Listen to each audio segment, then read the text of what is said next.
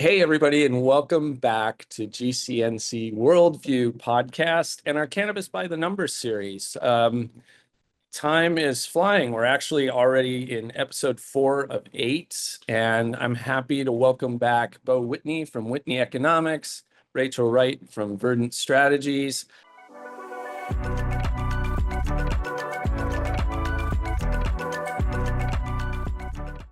We've been using this series to really dig into sort of the data behind the cannabis industry, taking a deeper dive into some topics that we all hear all the time when we're touring around different shows and talking to clients. And today we're diving into sort of the discussion around hemp and cannabis, the bifurcation between those two spaces, what that looks like in terms of trends and business numbers. One thing I will caveat before we jump into this, from the GCNC perspective, we always take sort of a one plant approach, meaning we're looking for opportunities that exist across the breadth of this discussion. And there's a lot of debate that goes on, depending on the market you're in, about which one's better, worse, how people interact with it. And that's not our role here. Our role is to work with businesses and look at the overall trends and data so that people can make smart business decisions and help to grow the ecosystem as a whole. So with that, I wanted to now jump in. And first, as we've done the last couple of times, Beau, why don't you tell us a little bit about how you define, when you're looking at the macroeconomic studies, how are you defining hemp? What is it that we're talking about when we say the hemp side of the cannabis industry?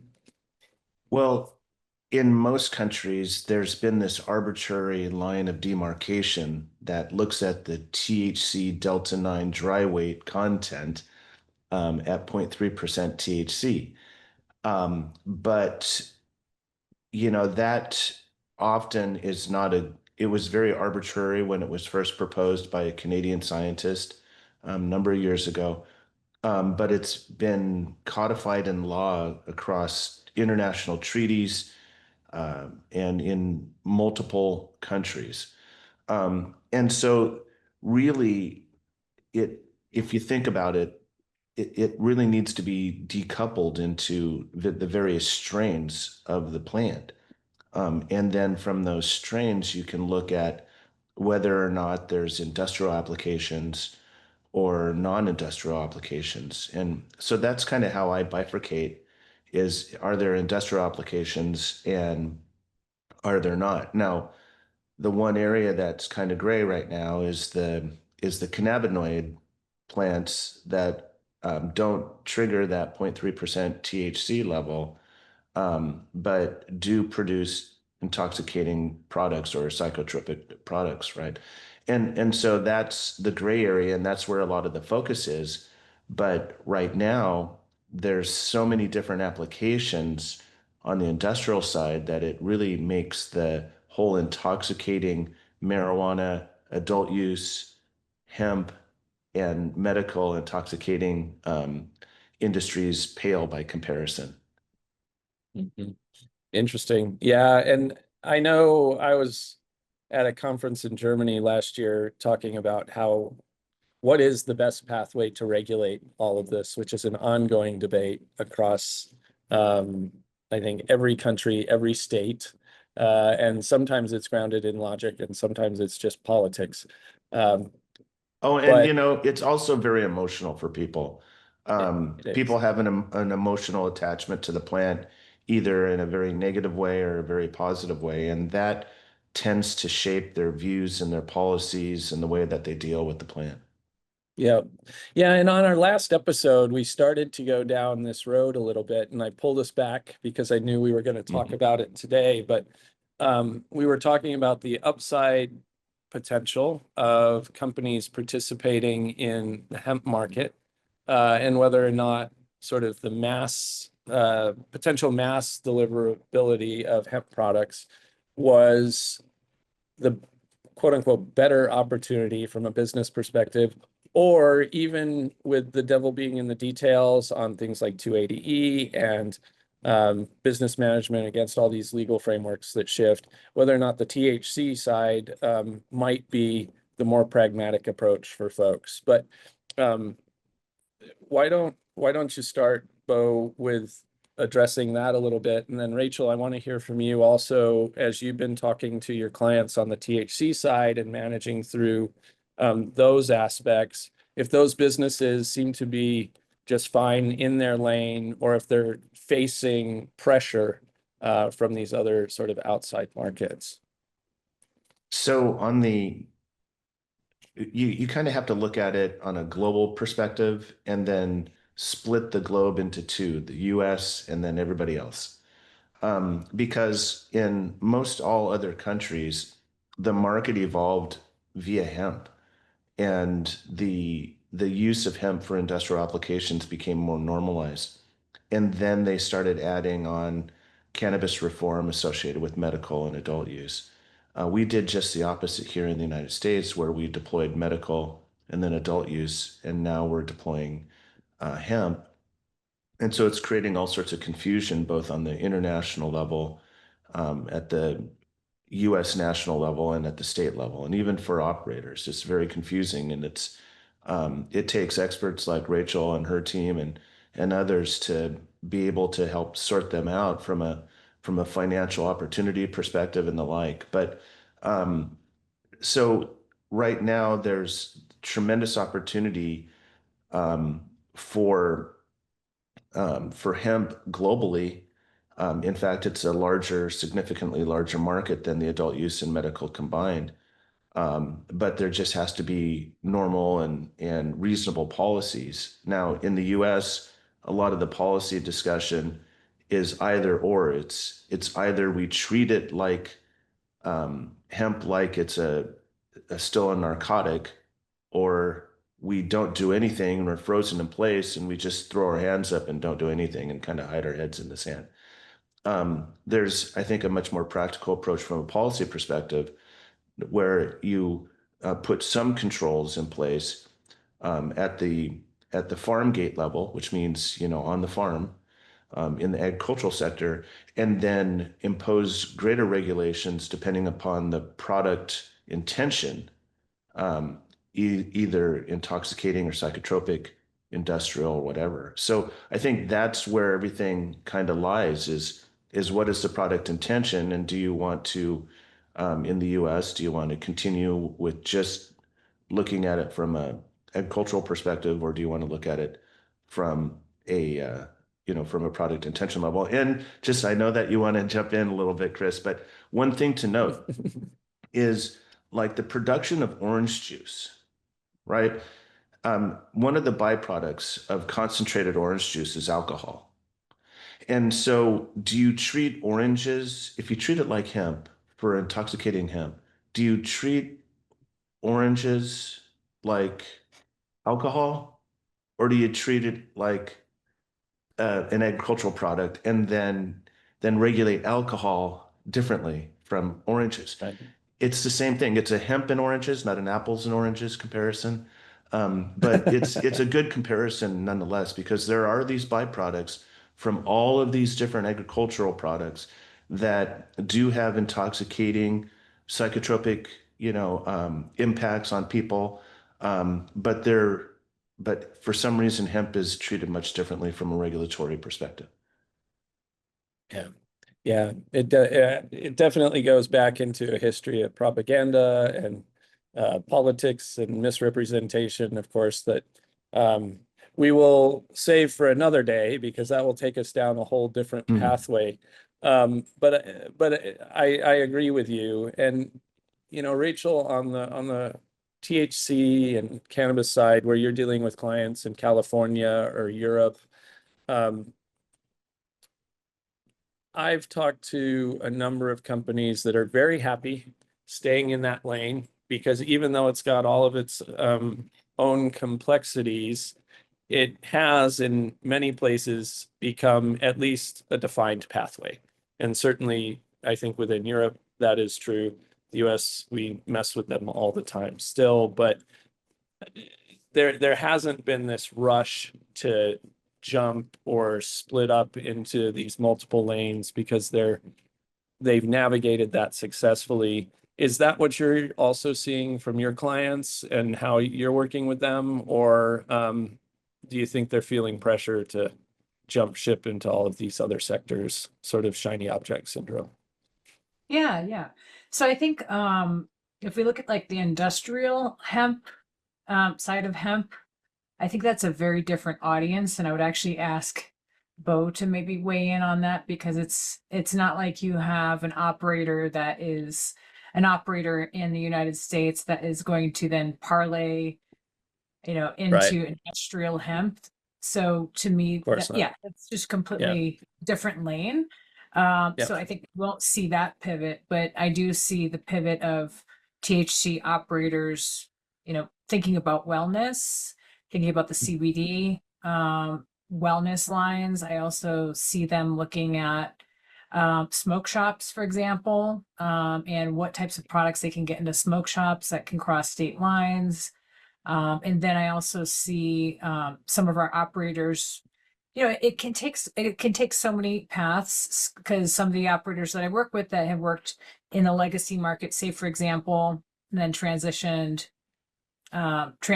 over, that they're actually the frontiers and the pioneers. And so I've seen them start working in Thailand as operators, for example, or other countries. Mhm. So, and then they're actually dipping their toes into Europe as well to see where the opportunities there are on the THC side of things. So, I guess it really depends. I kind of look at the audience and the person and what their lane normally is. And I do see them, like I said, kind of branching out from THC to CBD type products, whether by smoke shop avenue or by just kind of the wellness sector avenue. Yeah. Chris, And I do like one thought on that though. I do like the discussion around what happens and how does it change as you look at the opportunities abroad versus domestic, because the conversation absolutely shifts, right? Like the whole definition is still driven by these 0.3, depending on, I've been in countries where they define it as 1%. It just sort of shows how arbitrary it is. But it does also show that those companies that are comfortable and understand the THC side of the business quite well have great opportunities in these other markets.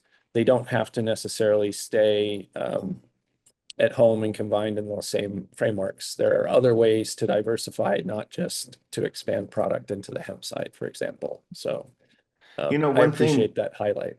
one thing that a lot of the cannabis folks are realizing is that cannabinoids are an ingredient. And so I think part of Rachel's clientele, what they're looking at is productizing the products around an ingredient and then capturing markets and opportunities in that manner. And it takes that, I think that's the approach that some folks that want to work in both the hemp and the non-hemp industries, that's the approach that they're taking, because there's different complexities, but it's something that they know. And so they know about THC or intoxicating products. They know about the combination of THC with other, terpenes or cannabinoids. They're familiar with that and they've developed a business around that. And so it's more a matter of figuring out, is there an opportunity to expand that using these ingredients, regardless of it's in a highly regulated area like marijuana is, or in a lesser regulated environment like the hemp derived products are. Yeah. Yeah. And I'd even extend that into services, right? I've been talking to a GCNC member that is very focused on helping to facilitate multinational payments and transactions for folks. And they've built a whole niche serving primarily THC businesses. They're not going to veer into hemp. It's not their core competency. There's a lot, they've got their niche. They're comfortable there. They like to be able to serve that audience, and they're successful there. And I think using some of the examples that we had last last episode, you know, where we're comparing it to alcohol and other things. Just sometimes you are going to serve beer companies. That doesn't mean you would go and serve people that with your business that are selling orange juice, to steal from your analogy, right? There's a whole sector that supports it that does quite well and can stay focused. And I guess the business lesson I'm trying to get across to people is don't always chase the shiny object. Like just because it's there doesn't mean you have to go for it. Sticking, sometimes identifying your lane and sticking to it gives a whole lot of success while other people Yeah. chase things down. And I think, you know, as ancillary service providers for either market, you know, for example, in the THC market, I just got a call from a client who immediately lost their license as a result of an agency coming down on them for excise tax situation, right? And so the THC operators are actually facing so many more issues that ancillary service providers are helping them with on a daily basis. And I don't think that it's that same amount of assault on the industry as in hemp and or CBD. There's much less that you have to do as a service provider in a way to help support these businesses. If you're dealing with THC, you know, 280E regulated business, you're going to have many more issues, you know, as a business operator. And then as an ancillary service provider, you have to be ready to support those operators in that way.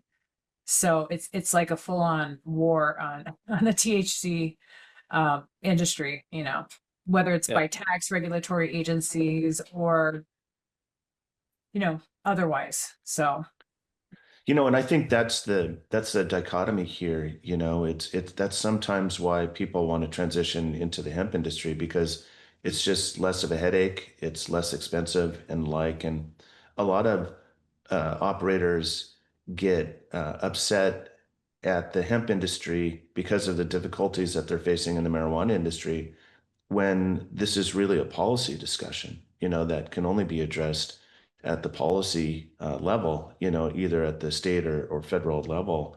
Um, but there's this inherent conflict between the two industries, which I think is sad, but it's kind of the way things are right now.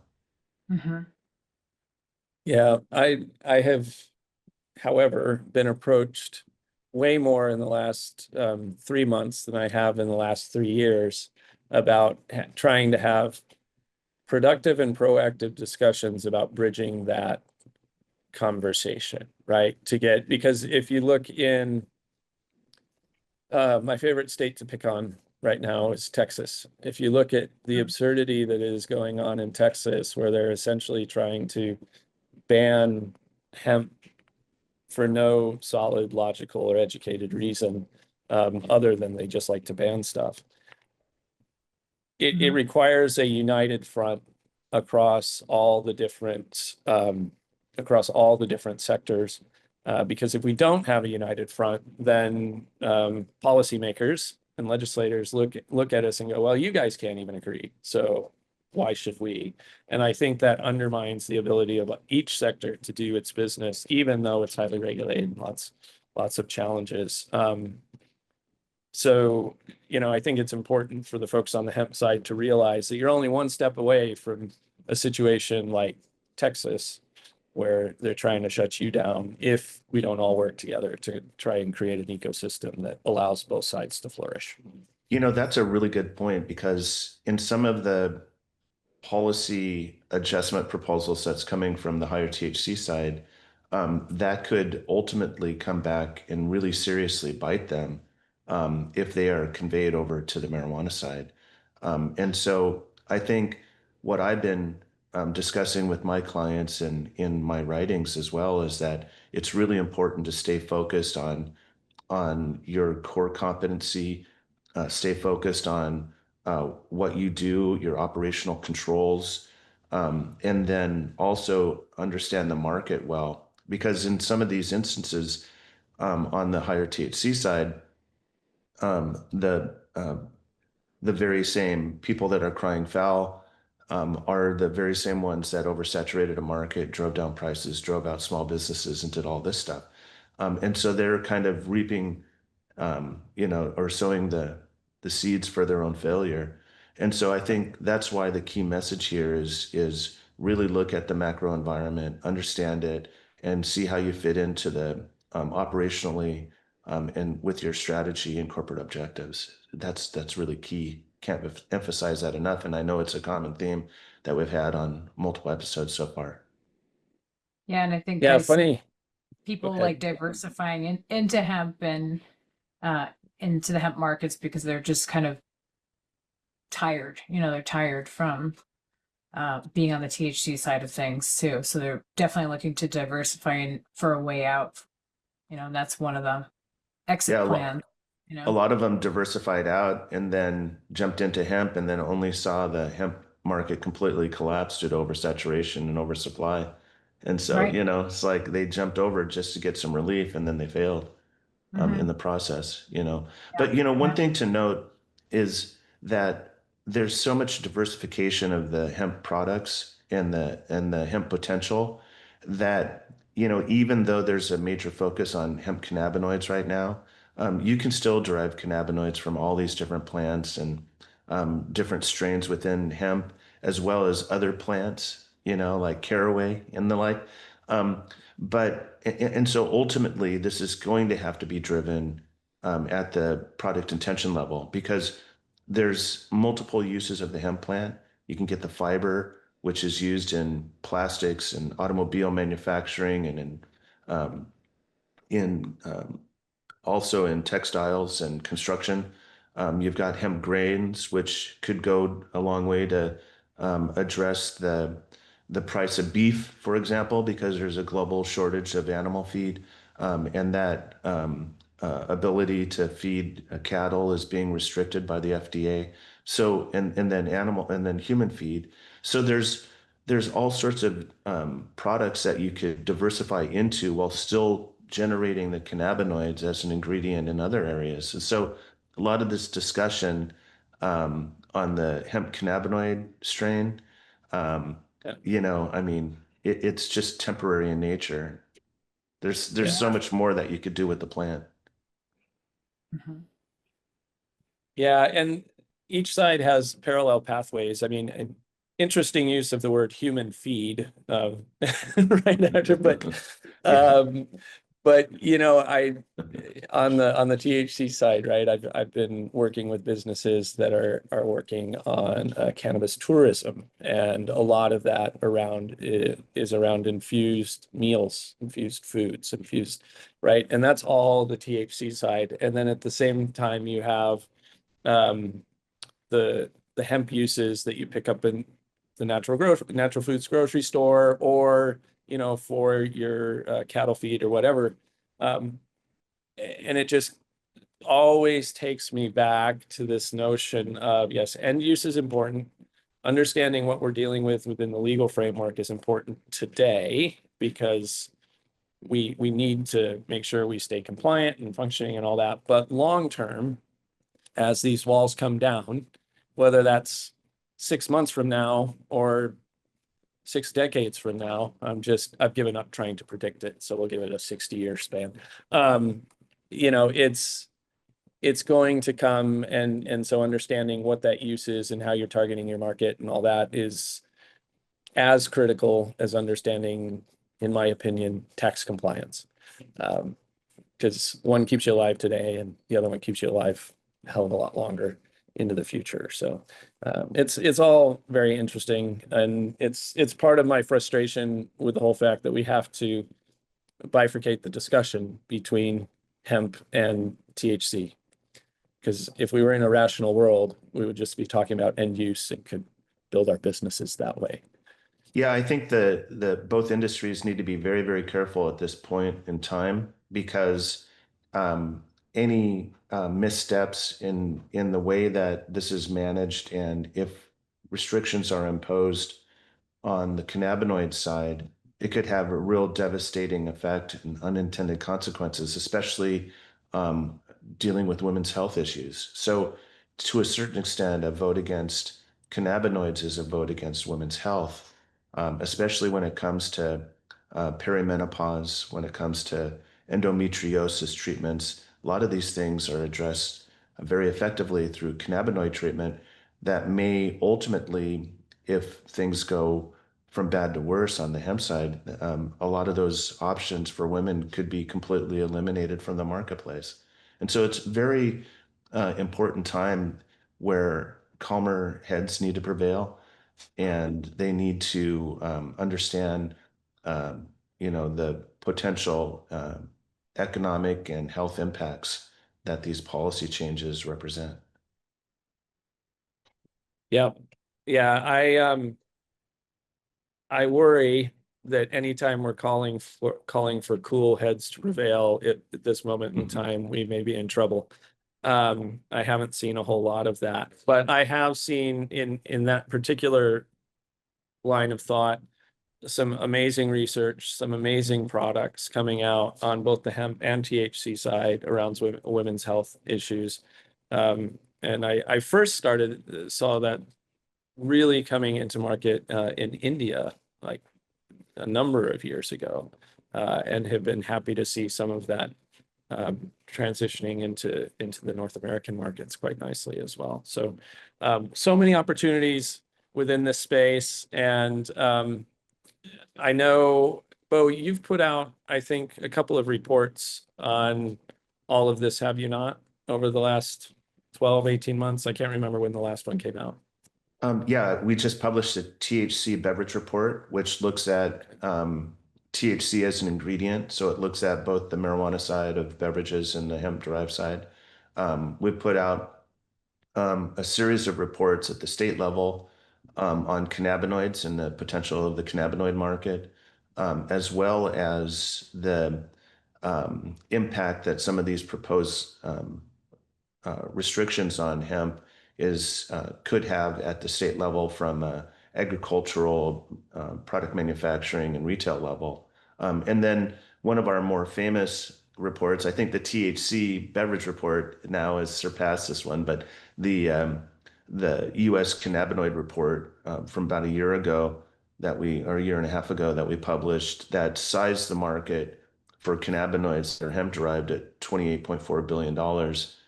That was one of our foundational works on the hemp space, and has laid the foundation with data for people to build upon and determine, what their policy approach or what data is available, moving forward. So it really kind of created one of those milestones, or not milestones, but just it level set everybody on what the numbers were. And then now people can build more and more and more on those, on that foundation of work that I've put out. Cool. Yeah, so for folks looking for deep dives into the actual statistics and numbers, and certainly check out the Whitney Economics website. I know I download as many of those as I can, especially the free ones. And then I try to get Beau to give me snippets anytime I can for these others. And well, it's interesting that Whitney Economics data is used now by a majority of all the international hemp organizations globally. So they're using our numbers, and it's important to have a common data set, right? So they're looking at the economic potential, almost $1 trillion market with hemp and cannabis combined, and so I'm feeling quite grateful that the data has been well received. But I've got a great team that's helped me out along the way to get that across the finish line. No, it's great. It's great. So yeah, thanks for that. And I'm glad we could dive into this topic today. And Rachel, thanks for joining us. I know you're THC side devoted, and we've got the 280E episode coming up here pretty quick, which we'll dive into that side pretty directly. But it's always nice to have the whole perspective as we go through these topics, because it's just, there's so much to be unearthed, and there's so many different opportunities and angles that even those of us who live it every day, I think, get overwhelmed at times. Yeah. And so being able to hear it is super helpful. Thank you. Of course. So, Yeah. all right. Thanks, everybody. We're going to wrap this episode up. Make sure you check out the previous 3 episodes of Cannabis by the Numbers. We are coming out with a new episode every week as we go through the series. And if you haven't subscribed yet, definitely hit that little subscribe button, share it out, take those snippets that you find valuable, and let us know what you think. So until next time, everyone, have a great day.